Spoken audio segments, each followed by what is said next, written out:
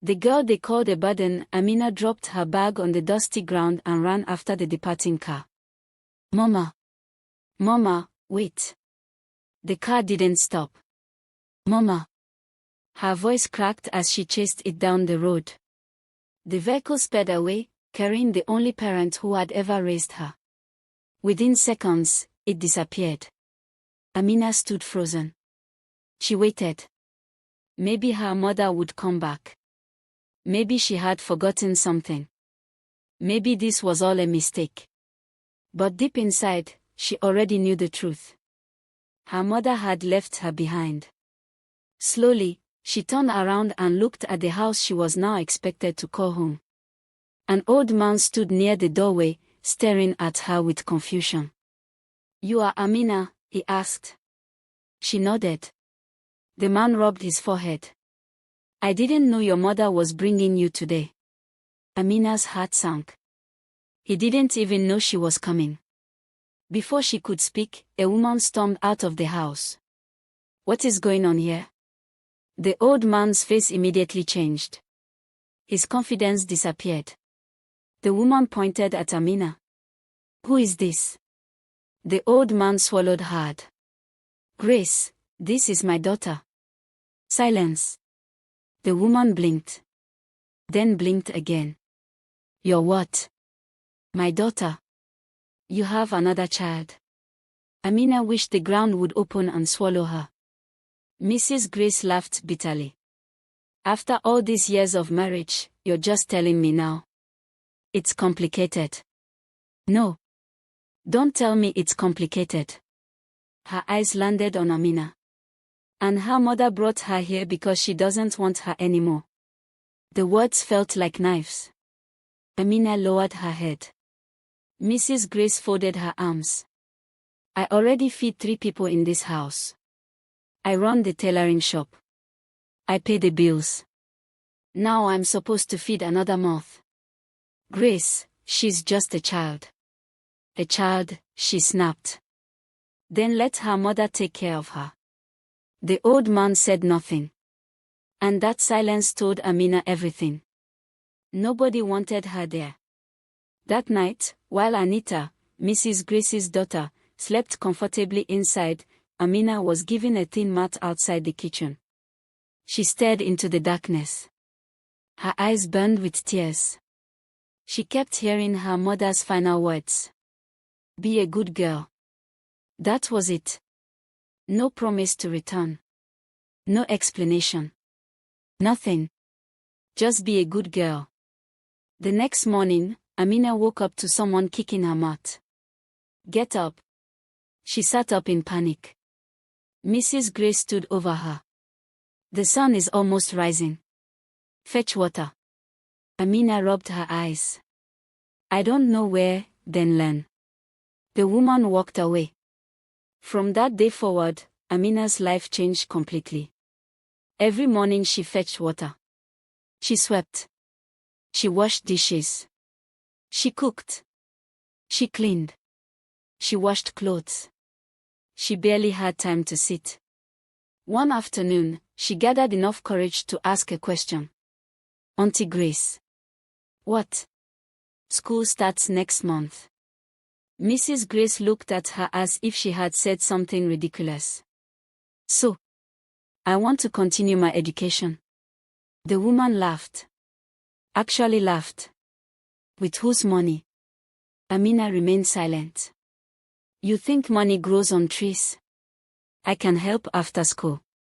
"You already help before school, during school, and after school." Amina felt her chest tighten. "But I want to learn." Mrs. Grace stepped closer. "And I want someone to help me in my shop.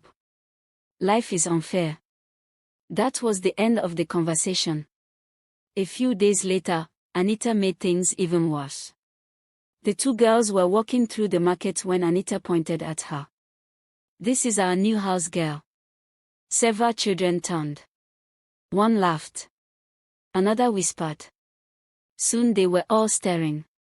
Amina's face burned with humiliation. "I'm not a house girl," she whispered. Anita smirked. "Really? Then why do you wash our clothes?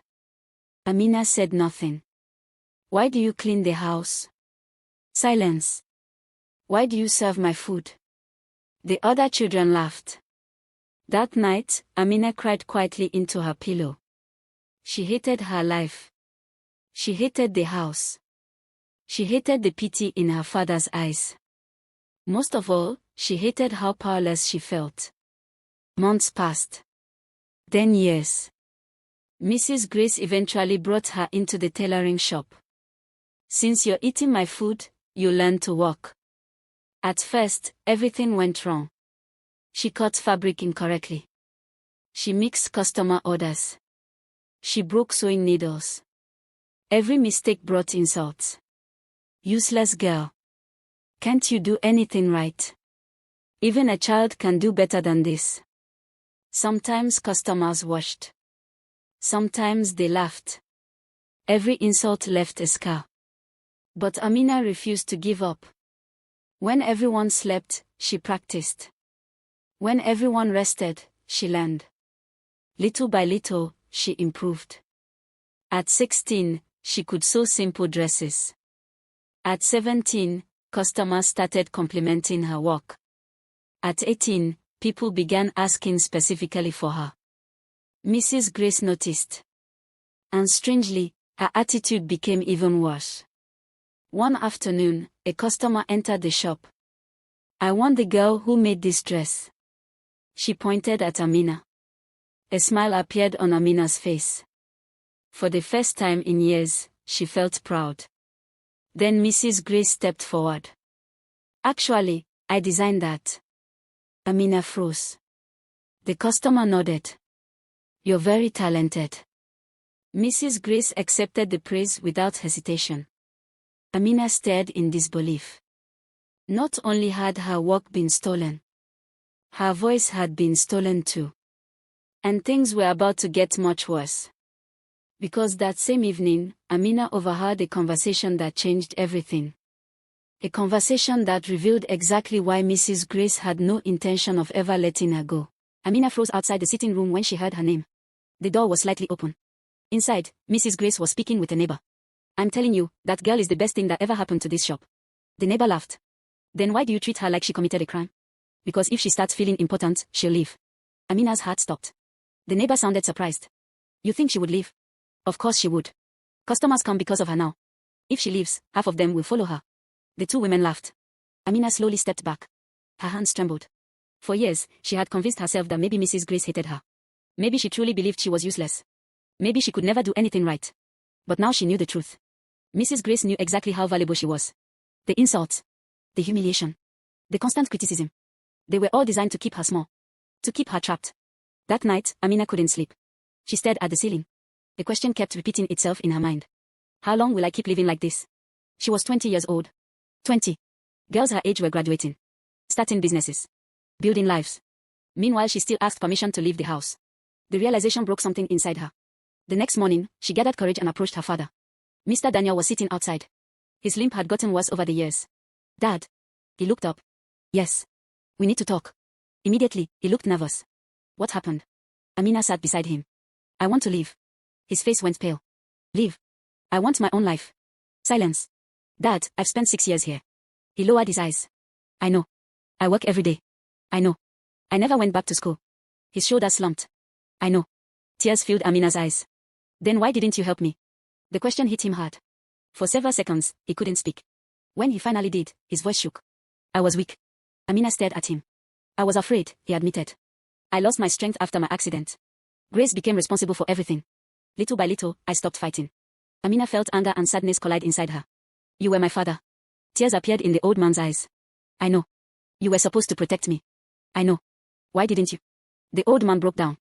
For the first time in her life, Amina saw him cry. There isn't a day that passes that I don't regret it. His voice cracked. I failed you. Amina looked away. She had dreamed about this conversation for years. But somehow it didn't make her feel better. An apology couldn't give her childhood back. It couldn't return the education she lost. It couldn't erase 6 years of pain. A week later, something unexpected happened. A wealthy woman entered the tailoring shop carrying several expensive outfits. Mrs. Grace immediately welcomed her. The woman smiled politely. I've heard wonderful things about a young tailor named Amina. Mrs. Grace's smile disappeared. Amina looked up from her sewing machine. The woman walked directly toward her. Are you Amina? Yes, ma. The woman examined her work. Then another. Then another. Her eyes widened.